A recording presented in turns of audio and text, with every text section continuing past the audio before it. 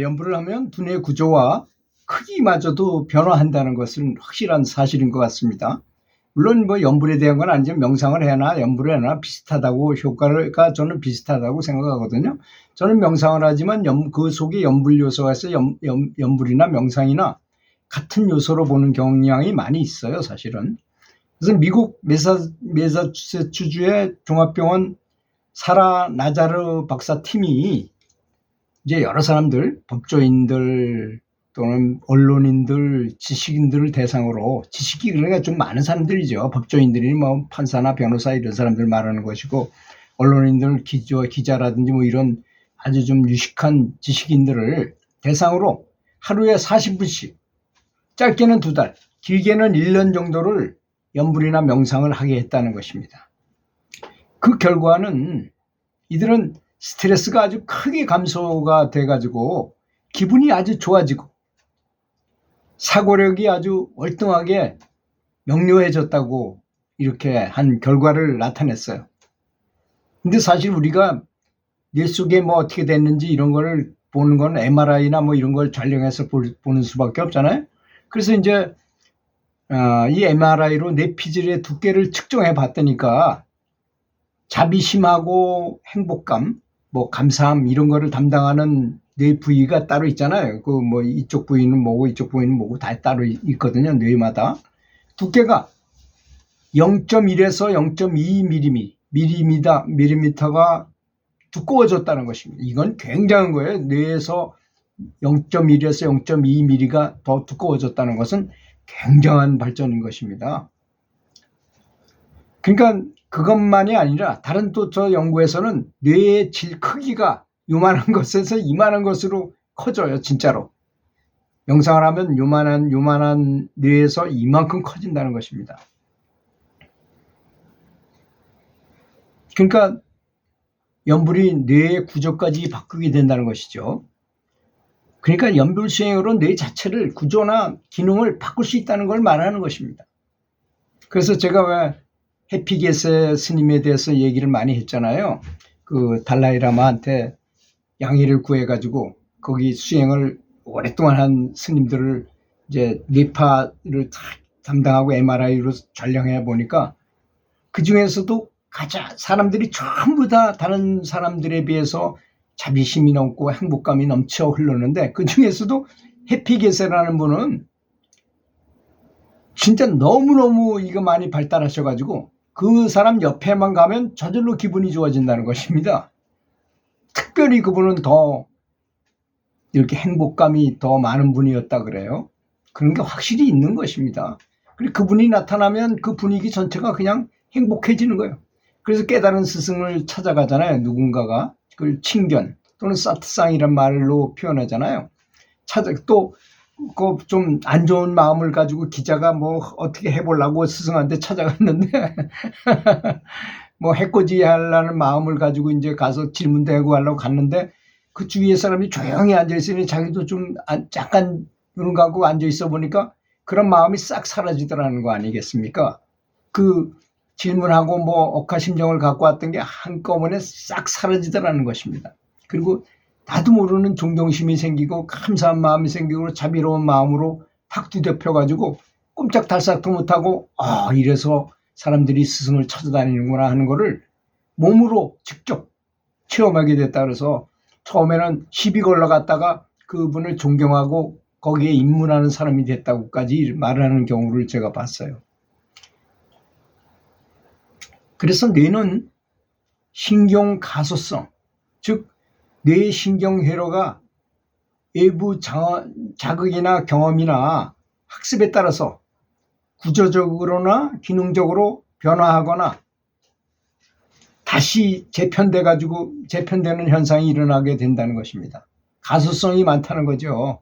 뇌가 가만히 그냥 평범하게 살면 이렇게 쪼그라들어가지고 점점 쪼그라들어가지고 치매에 걸릴 사람이 연불을 하거나 명상을 하거나 기도를 열심히 해가지고 즐거운 마음을 갖고 아주 활발하게 신에 대하여 점점 커져가지고 이렇게 커지면서 굉장히 건강하게 되고 행복하게 되고 이렇게 변하더라는 것입니다. 주로 이렇게 보면 뭐 성직자이면서도 그냥 마지못해 직업이니까 그런 거 하는 사람도 있어요. 또 그냥 뭐 자기가 직분이 있으니까 가서 교회 가서 뭐 그냥 기도하고 그냥 자기 순서가 되면 그냥 기도하고 이런 사람이 또 있고, 근데 어떤 사람은 뭐 그런 거하고 관련 없이 뭐 내가 지위가 낮던 직분이 있든 없든 간에 아주 정말 행복하게 하나님과 교통하면서 소통하는 사람도 있는 법이 아니겠습니까? 그러니까 그런 사람들은 이미 행복감을 너무나 많이 가지고 있는 거죠. 제가 아는 우리 아파트에 사시는 그 엘리베이터를 같이 타는 분 보면 새벽에 보면 만나요. 저는 테니스 치러 가고, 저는 이미 명상을 다 하고, 그리고 이제 운동하러 가는데 그분이 거기 타면은 얼굴 모습만 봐도 이분이 참 하나님한테 충실하고 참 진실한 사람이구나 하는 걸 느껴져요. 매일같이 새벽 기도를 가십니다. 두 분이 그래요. 한 분은 자동차 운전학원 원장님이신데 그 분들이 그렇게 하고, 또 한 분은 그 권사님인 것 같은데 그분은 그렇게 신앙심이 좋아 보여요. 이렇게 보기만 해도 저분은 정말 존중해야 될 사람이다. 근데 그분을 만나면 아주 공손하게 인사하면서 성령 충만하십시오라고 이렇게, 저도 뭐 교회 많이 다녀봤으니까 그 사정을 잘 알기 때문에 저런 분이 바로 교회를 살리는 분이구나 이런 생각이 듭니다. 그런 분들은 이 뇌 속에 뇌의 구조가 벌써 바뀐 분이에요. 얼굴만 봐도 환해 보이고 너무나 기쁨이 넘쳐 흐르고 자비로운 미소가 감돌거든요. 그건 뭐 종교를 초월해서 어떤 종교든 가지 그렇다고 제가 말씀을 많이 드렸죠. 제가 아는 그 보현정사라는 그 절에 그 주지스님이 이화여대 법학과를 나오신 키 작으시고 아주 당차신 아주 그 지식도 많으시고 하는 주지스님이 손님이 오면, 아주 귀한 손님이 오면 항상 손님 접대하는데 그 접대를 맡는 그 고등학교 영어 선생님인가 수학 선생님인가 그 부부가 와서 이렇게 손님들을 맞이하는데 그 부인, 그 보살님이 표정이, 저분은 누가 말 안 해도 정말 자비심이 넘쳐 보이고 정말 신앙심이 대단한 것 같이 보여요. 얼굴만 봐도. 얼굴만 봐도 그런 분은 참, 그러니까 그분이 얼마나 마음이 정결하고 신심이 돈독한지를 알 수 있게 되면 뇌 속은 어떻겠습니까? 그 두뇌 속은 굉장히 많이 발달해 있는 거예요. 보면 여러분 마라톤 뛰는 사람이요, 마라톤 뛰기 전에 심장의 부피를 딱 재보면 누가 1등인지 다 나와요. 그렇잖아요. 심장이 큰 사람이 당연히 이게, 그래서 처음 엑스레이가 만들어졌을 때 사람의 심장은 자기 왼손 주먹 크기만 해요. 요만해요. 그런데 어떤 사람을 뇌를 찍다 보니까 어떤 사람이 2배 반이야. 이렇게 큰 사람이 있는 거야. 근데 멀쩡해. 정상이야, 지극히. 그래서 알고 보니까 이 친구가 중거리 선수예요. 중거리. 장거리 선수도 아니고 중거리 선수.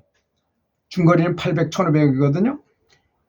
이 중거리를 뛰게 되면 이게 굉장히 심장한테 무리를 주게 되는 것입니다. 그리고 심장이 클 수밖에 없어요. 그렇다면 역도하는 사람은 어떨까요? 역도를 하게 되면 심장이 커지는 게 아니라, 그 친구는 뭐 이 산소 섭취량은 필요 없으니까 이 심장의 두께가 두꺼워진다 그래요. 그런 사람들은 하여튼 변화한다는 것입니다. 그러니까 이렇게 기도를 많이 하고 아주 진실한 사람은, 감사하면서 기도하는 분들은 이렇게 뇌의 구조와 기능이 바뀐다는 것입니다.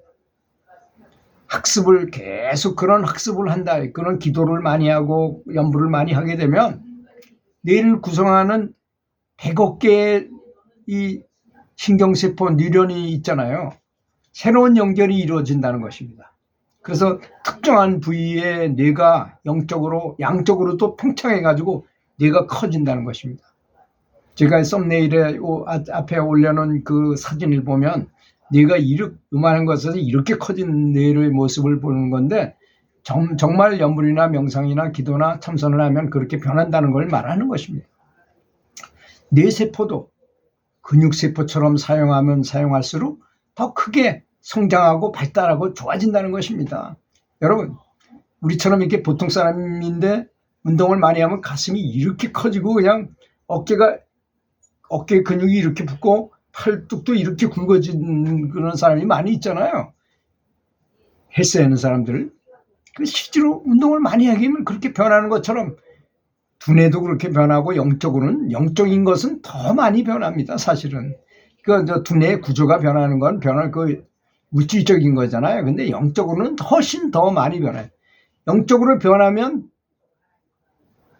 뇌의 구조조차도 확실히 변한다는 건 분명한 사실이니까 희망을 잃지 마시고, 그러다가 이렇게 우리가 언제 죽을지 모르지만 죽게 되면 참 좋은 곳으로 아주 손쉽게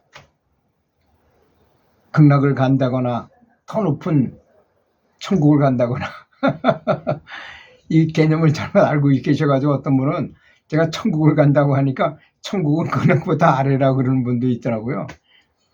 극락이 최종 목표가 아니라는 점을 아셔야 됩니다. 부처님께서 극락이 그렇게 높은 천국은 아니라는 점도 아셔야 됩니다. 제가 또 이렇게 얘기하면 또 오해하실 분이 또 많을 거예요.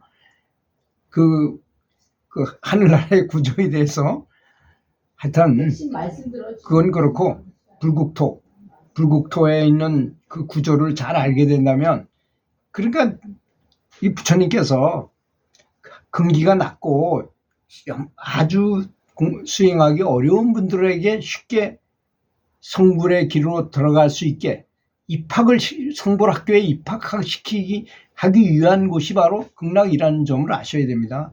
그게 최고의, 꼭 어떤 분은 거기만 가면 그게 모든 게 다 상품 상생까지 가면 그것이 완전히 다 이루어진 걸로 생각하는데 그러는 게 아닙니다.